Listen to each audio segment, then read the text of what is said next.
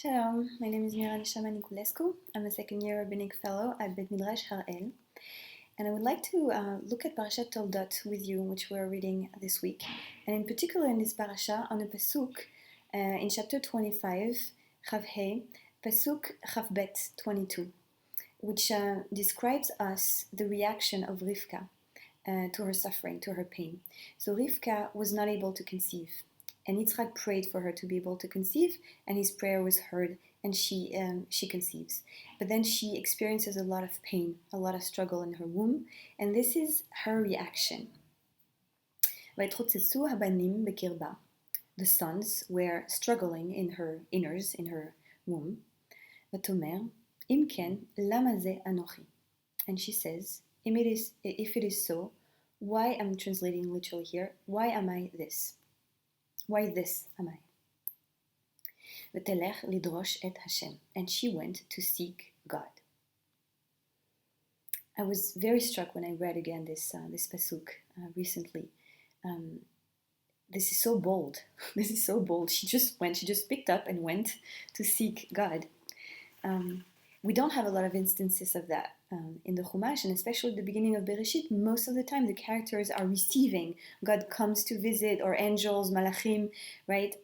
We receive instructions and blessings and visions, but we don't really go and seek God. The only instance maybe we have of some reaching out is Hagar crying, but she's crying. And here it's very literal. It's a very literal physical movement of going and seeking. And so the question is, where does one go to seek God?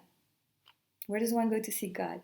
And so Rashi, using the Targum Yonatan, answers by saying, where does one go to seek God? One goes to a Beit Midrash, where we have the presence of the Shekhinah, the divine presence. So according to Rashi, she went to the Beit Midrash of Shem. And the Ramban and Ha'emek Davar have a different reading of this Lidrosh. For the Ramban, it's praying. She's praying. Rak lehitpalel. And he uses as a proof text the fact that in the Tehillim, many times this word, this root Lidrosh, is being used, for instance, in Drasha Hashem, right? And we have different words to talk about prayer. We have, Lidrosh, levakesh, which is used also a lot in the Tehillim, levakesh, which is asking for something specific, leodot, which is thanking for something specific, lehalel, which is praising God, right? But we have Yitzchak's prayer is is a word that is very little used also, vayater. So it's kind of a more intense way of pleading, entreating, praying. And in a way, Lidrosh could be seen as this type of entreating, very, very strong pleading, except that when we say Lidrosh means seeking, right? Seeking. So when we seek, in a way, it's a more open-ended question.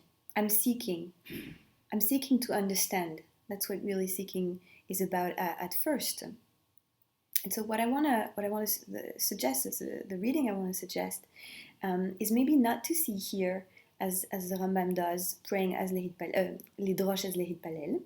Ha'emek Davar also says she's not praying. It's not about praying, because he's saying if she was praying, why would she have to go somewhere, right? The word vatelech, and she went. Why would she have to go somewhere? Where can she pray on the spot? And so for Ha'emek Davar, it's very clear. She goes somewhere. She goes to see a prophet. Lidrosh Navi. She goes to inquire with a Navi so that he could reveal her the things that are hidden. And the reading I want to suggest is perhaps to see Rivka as really the forerunner of Hitbodedut. And I'm talking about modern Hasidic Hitbodedut, because there are many different types of Hitbodedut in the Jewish tradition, and the type of Hitbodedut that Abu Afia was practicing and writing about is quite different from the type of Hitbodedut which Rabbi Nachman, for instance, was doing. So this is the type of Hitbodedut I'm speaking about here, which consists, Hitbodedut, self-isolation. So in isolating ourselves, going somewhere alone, preferably in nature, and from there, starting to talk to God, free-flowing association of thoughts, free-flowing speech, and seeing what happens. And in that respect, Hitbodedut, to me, this modern Hasidic Hitbodedut, is very close. It's kind of like on the borderline between modern psychoanalysis and prayer. Because modern psychoanalysis, the Freudian type of modern psychoanalysis, is really about, lying down on a couch, facing no one, facing nothing, and having to start speaking to no one. And again, free association of thoughts, free-flowing speech, and from there seeking insights and answers. And in a way, in Hitbodedut, this is what we do in a certain way. There is a form of self-inquiry in Hitbodedut, of psychoanalysis, literally analysis of what's going on inside our psyche, self-inquiry. And at the same time, there is prayer there. There is prayer there in the very act of seeking, of expressing, of pouring out in a way that is very open and expectant of what is going to come in the echo, what kind of insights are going to come from there. And this reminds me of a beautiful Sufi story I once heard about this man who kept calling to God all throughout his life. He kept calling to God. And then when he died, he went to God and he said, "But I kept calling you. Why didn't you answer?" And God said, "But I don't understand. I was there in each of your callings. I was your calling." And I feel that in a way, this is what we have in Hitbodedut, in the very cry, in our very voice, not only in the echo of our voice, but in our very voice, we find things revealed to us as the speech evolves. And it's a bit like when we journal, right? When we keep writing, at some point the writing starts telling things to us, starts revealing things to us that we didn't even know we knew before we started saying or writing it. So there is something similar there. And I would suggest that the Lidrosh, the Drasha of Rivka, can be seen as this type of Hitbodedut in between psychoanalysis and prayer, in the same way that the Ramban says, he translates that sentence, Im ken lama ze anochi, not as, why am I this, but he translated as a more existential question. If it is so, why do I live? Why, lama anochi, why am I? Why am I? And this is one of the things we find in psychoanalysis, really, existential questions. And what's interesting is that in the very endeavor of seeking, of asking, of wondering, we find insights and answers.